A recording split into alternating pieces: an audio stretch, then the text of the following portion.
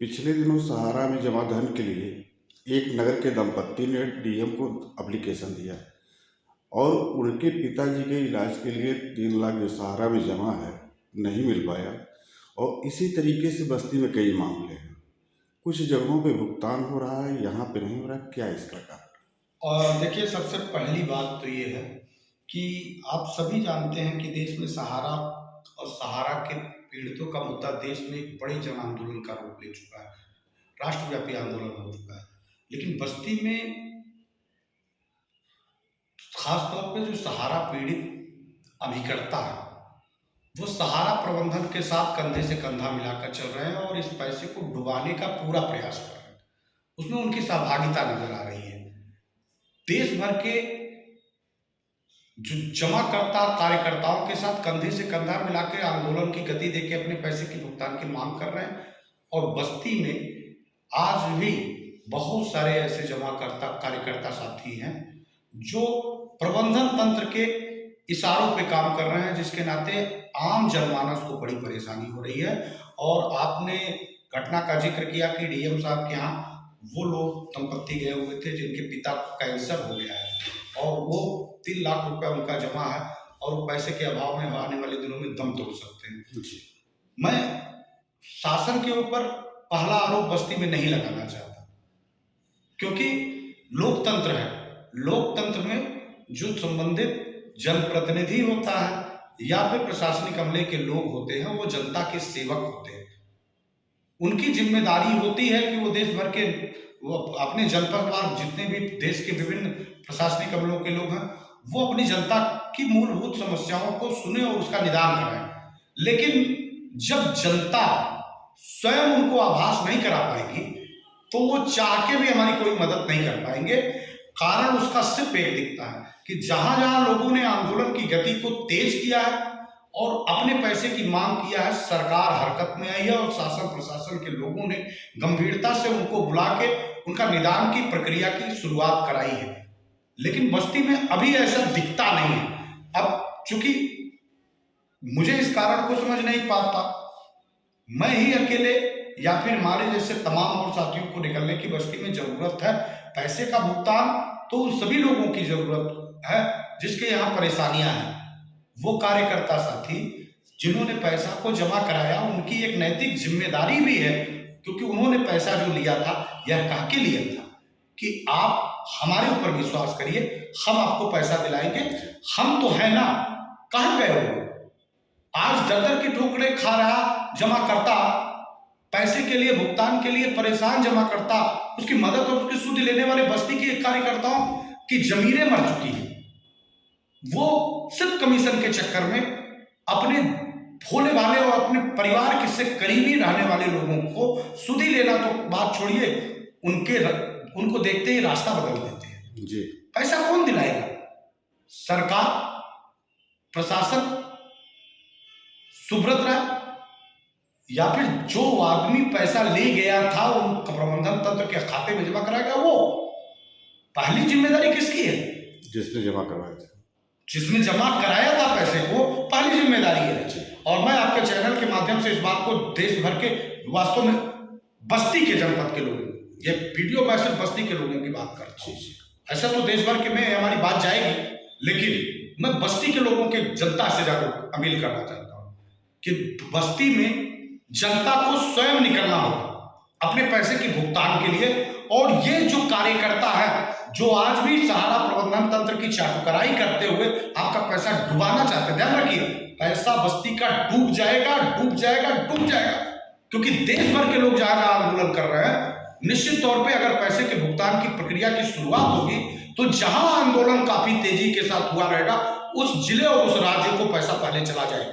और जहां लोग चुपचाप बैठे रहेंगे वो पैसा डूब जाएगा। और जहां तक वो संभव हो पाएगा, क्योंकि इतना मामला बिगड़ा हुआ है कि ना सरकारें चाहती हैं और ना प्रबंधन तंत्र चाहता है कि आपका पैसा दिया जाए। सरकार भी मिली हुई है और प्रबंधन तंत्र भी मिला हुआ है। सरकार और प्रबंधन तंत्र का गठजोड़ है, जिसके नाते आपका पैसा डूब रहा है। अगर आप सड़कों पे नहीं निकले और अपने कार्यकर्ताओं को निकाले नहीं तो बस्ती का पैसा डूब जाएगा, जिसके जिम्मेदार जमाकर्ता ही भी स्वयं होना होगा। नहीं, कुछ जनपदों में भुगतान हुआ है, केवल बस्ती में क्यों नहीं हुआ? मैं बार बार कर रहा हूं इस बात को कि बस्ती आंदोलन का उद्गम स्थल है जी। बस्ती ने ही पूरे देश में आंदोलन को खड़ा किया है। आज बिहार, झारखंड, मध्य प्रदेश, राजस्थान, छत्तीसगढ़, आसाम, गुजरात, महाराष्ट्र, कश्मीर से लेकर कन्याकुमारी तक लोग उनको आप सड़कों पे देखते नजर आएंगे।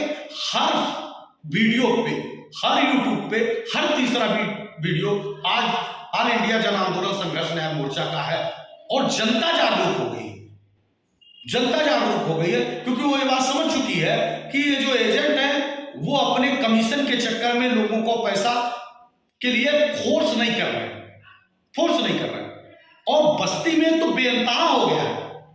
बस्ती में सेलेक्टेड कुछ साथी हैं जो आंदोलन की लड़ाई लड़ रहे हैं, बाकी सारे के सारे साथी जो कार्यकर्ता हैं वो इस आशा में लगे हैं कि कब एनआई खुल जाएगी और कब सहारा का काम होने लगेगा और कब हमारा कमीशन आने लगेगा। आपके पैसे से उनको कोई लेना देना नहीं। आप मर जाइए, आप जिंदा रहिए, आपके परिवार के लोगों का कुछ भी हो जाए, आपकी अर्थी निकल जाए, उनको इससे कोई मतलब नहीं। बेहद संवेदनहीन है यहाँ के जमा कार्यकर्ता। वो आपका पैसा डुबाने के लिए कटिबद्ध बने बैठे हैं। इस नाते मेरा बस्ती के लोगों से विनम्र आग्रह है, पैसा आपका है, गाड़ी कमाई आपकी है, आपके परिवार के लोगों का जीना मरना, उससे आपकी व्यवस्थाएं हैं। वो पैसा आज आप समझिए कि आज आप पूरी ताकत के साथ खड़े होइएगा तो इस बस्ती का जिलाधिकारी और बस्ती का संबंधित कप्तान मुकदमा दर्ज करने से जो भाग रहा है पीछे, वो मुकदमा दर्ज करेगा और मुकदमा दर्ज करेगा तो इनके लोग गिरफ्तार होंगे। और गिरफ्तार होने के बाद चूंकि डीएम को विशेषाधिकार है, पैसे का लेन देन हो रहा होगा, उसका प्रबंधन तंत्र का जो यहाँ का आरंभ है, वो पैसा अपने रिश्तेदार, नातेदार, अपने लोगों को, चाहने वालों को बंदर बांट कर रहा है। लेकिन मात्र 5,000 रुपए भी अगर किसी पीड़ित जमा करता का है तो वो एम्बार्गो का बहाना बना देता है, जबकि सुप्रीम कोर्ट और हाई कोर्टों में कहीं जिक्र नहीं है।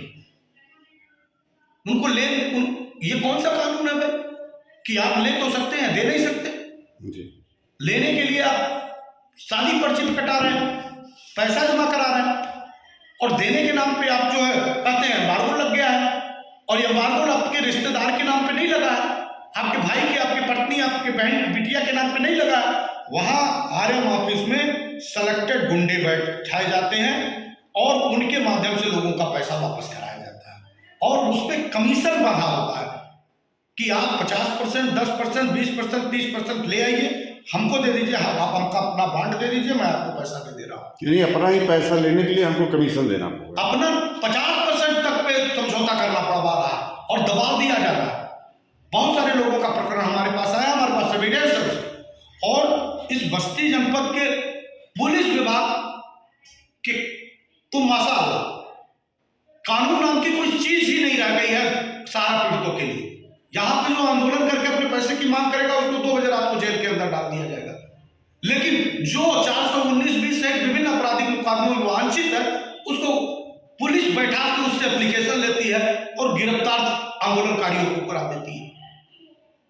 ये बस्ती के अगल बगल संत कबीर नगर, सिद्धार्थनगर, फैजाबाद, सिद्धार्थनगर, तमाम देश भर में, उत्तर प्रदेश में कम से कम 700 से ज्यादा, 800 से ज्यादा एफआईआर दर्ज हो चुके हैं। लेकिन बस्ती का कानून एक भी नहीं हुए। बस्ती का कानून दूसरा है। हाँ। बस्ती का संविधान ही दूसरा है। बस्ती के कानून का अनुपालन कराने के वालों ने दूसरी संवैधानिक किताब पढ़ ली है, आईपीसी की धारा भी दूसरी है उनकी। तो मुझे लगता है कि ये बस्ती को देश के अलग राज्य संविधान का दर्जा दे देना चाहिए, क्योंकि यहाँ पे तो डीएम भी अलग संवैधानिक दर्जे की बात करते हैं। आप सब बात कहेंगे तो तुरंत आपको गिरफ्तार कर लेंगे। यहाँ के कप्तान महोदय, मैं खुद एप्लीकेशन लेके गया, मैंने एप्लीकेशन खुद मूव किया और महोदय कहते हैं कि शाम तक एफआईआर कर दूंगा। आज तक 2 साल हो गए, 1.5 साल से ऊपर हो गए, लगभग 20 एप्लीकेशन हमने, हमारे साथियों ने दिया, हम स्वयं कप्तान ऑफिस में जाके देने वाले, और कप्तान साहब ने कहा कि शाम को FIR हो जाएगा। आज तक वो शाम नहीं हुई, आज तक वो शाम नहीं। आखिर संविधान के कौन से धारा में है भाई कि अगर हमने FIR दर्ज करने के लिए एप्लीकेशन दिया, आप उसकी जांच में सत्यता भी पा रहे हैं और FIR दर्ज करके उनके खिलाफ कार्रवाई नहीं कर रहे, कैसे मिलेगा पैसा? तो मैं निवेदन करूंगा सभी साथियों से, बस्ती की, खासतौर पर बस्ती के लोगों के, ये वीडियो स्पेशली बस्ती के लोगों के लिए वो निकले हैं कि अपने पैसे के भुगतान के लिए सदियों से ठंडी बुझी रात सुबह होगा उठी, धरती सोने का ताज कहां निकलाती है, दो राह समय का घर घर नाथ करो, सिंहासन खाली करो कि जनता आती है। जब तक इन नेताओं को आप सबक नहीं सिखाएंगे, ये वोट तो लेते हैं लेकिन आपका पैसा, आपका सम्मान, आपका अधिकार दिलाने की बात आती है तो लग्जरी गाड़ियों में घूम के निकल जाते हैं। वोट मिल जाने के बाद आपके जन्मी मुद्दों की बात नहीं करते। ये चुनाव आ रहा, नगर पालिका का चुनाव आ रहा, जिस वार्ड में जाइए उस वार्ड में पहले अपने पैसे के भुगतान के लिए उस वार्ड के सभासदों और नगर पालिका के अध्यक्ष से कहिए पैसा दिलाओगे तब वोट दूंगा, अन्यथा आपको वोट नहीं दूंगा और बहिष्कार करिए।